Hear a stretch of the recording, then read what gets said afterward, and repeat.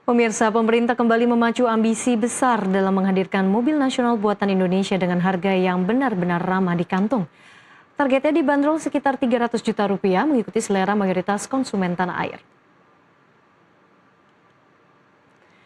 Segmen mobil yang paling laris memang berada di rentang tersebut, dari LCGC yang rata-rata di bawah 200 juta rupiah hingga low MPV seperti Avanza yang tidak menyentuh 300 juta. Bahkan pasar mobil listrik kini diramaikan dengan EV murah seperti BYD Atto 1 seharga 235 juta dan Jeku yang dibanderol 299,9 juta. Menko Perekonomian Airlangga Hartarto menegaskan affordability menjadi tantangan utama dalam pengembangan mobil nasional.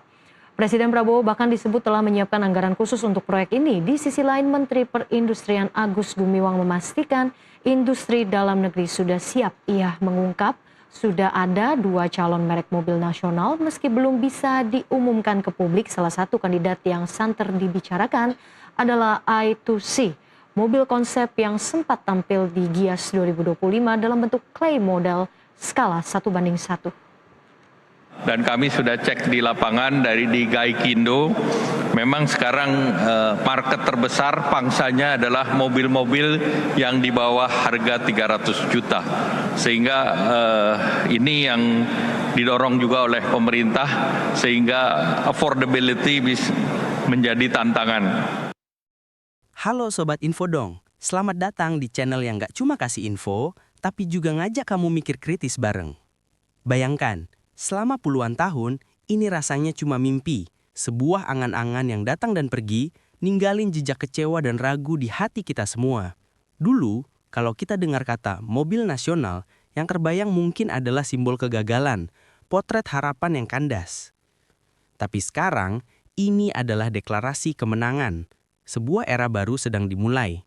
Era di mana Indonesia nggak lagi cuma jadi pasar, tapi bangkit jadi pemain utama.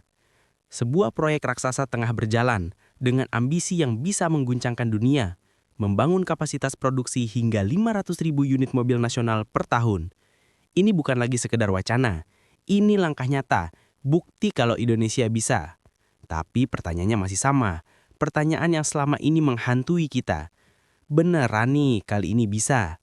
Dan apa yang bikin proyek ini beda dari semua kegagalan di masa lalu? Untuk ngerti sebesar apa arti proyek ini, kita harus jujur lihat ke belakang, mengakui luka dan trauma kita semua soal frasa mobil nasional. Ingatan kita pasti langsung terbang ke era 90-an, era di mana 2 nama besar muncul, Bimantara dan Timor. Di atas kertas, keduanya adalah proyek kebanggaan. Tapi di balik kap mesinnya, ceritanya beda. Bimantara Cakra itu pada dasarnya Hyundai Accent, dan Timor S515 adalah Kia Sevia yang ganti logo. Proyek yang diilu-ilukan sebagai karya anak bangsa ternyata cuma operasi ganti logo. Kritik pun mengalir deras. Publik merasa dibohongi. Bukannya melahirkan kemandirian, proyek ini malah dituding syarat kepentingan politik sampai akhirnya ambruk dihantam krisis moneter 1998. Trauma itu nggak berhenti di situ. Beberapa tahun kemudian, ada harapan baru bernama SMK, sebuah inisiatif yang lahir dari tangan-tangan terampil siswa SMK.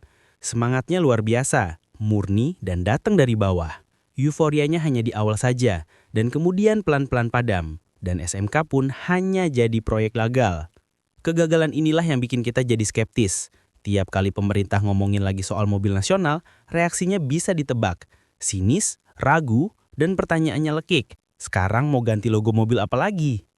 Rasa pesimis ini wajar banget.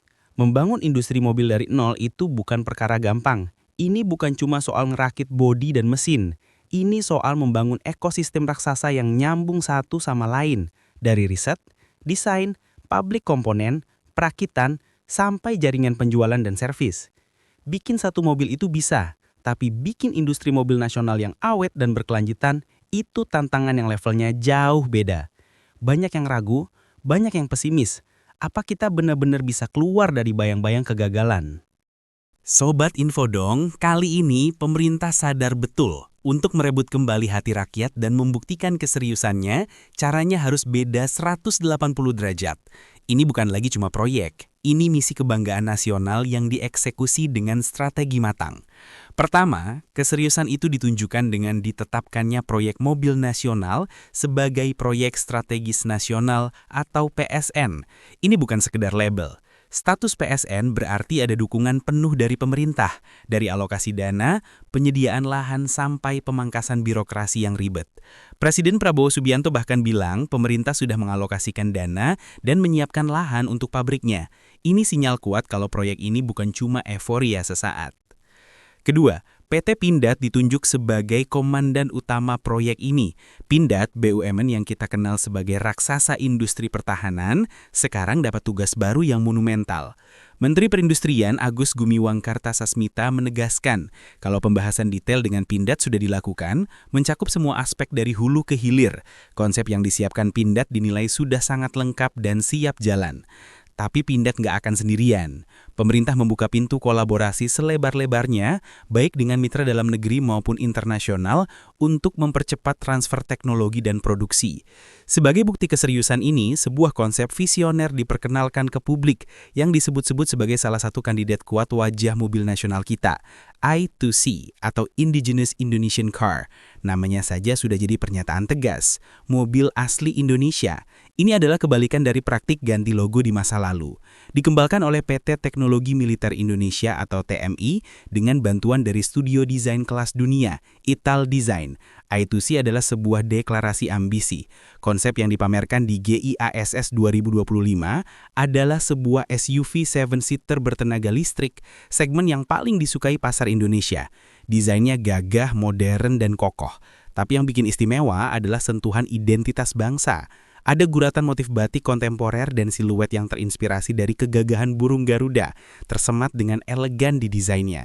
Ini perpaduan antara teknologi global dan jiwa Nusantara.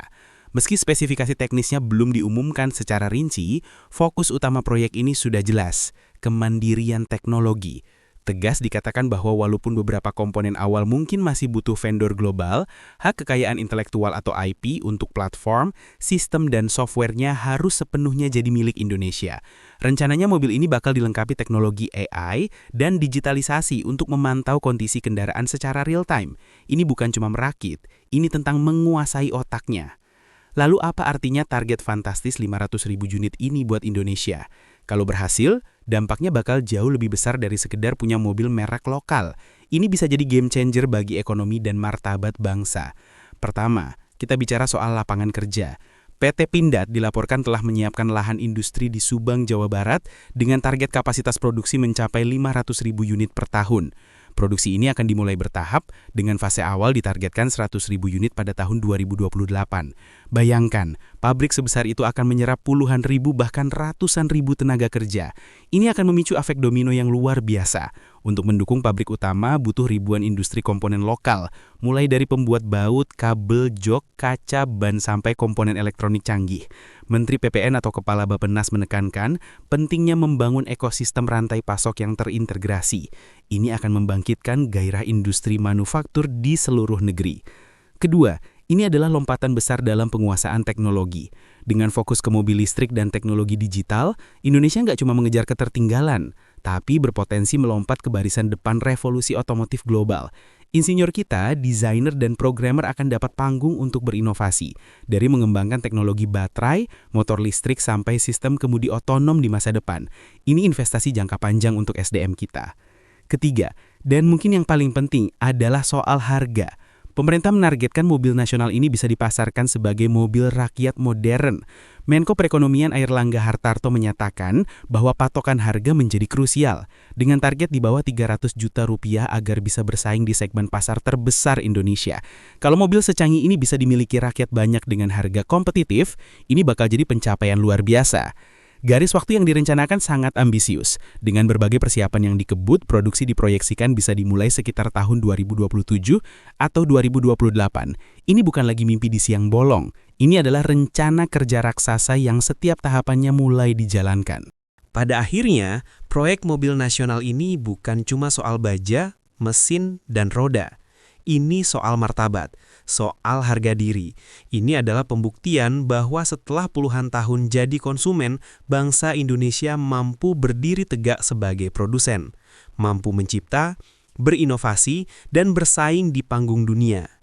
Keberhasilan proyek ini akan menjadi warisan untuk generasi mendatang. Sebuah monumen hidup yang bilang kalau kita ini bangsa besar, bangsa pejuang yang gak pernah menyerah sama mimpinya. Jalan di depan pasti nggak akan mulus. Tantangan dan persaingan akan sangat berat. Keraguan mungkin masih ada, dan itu wajar.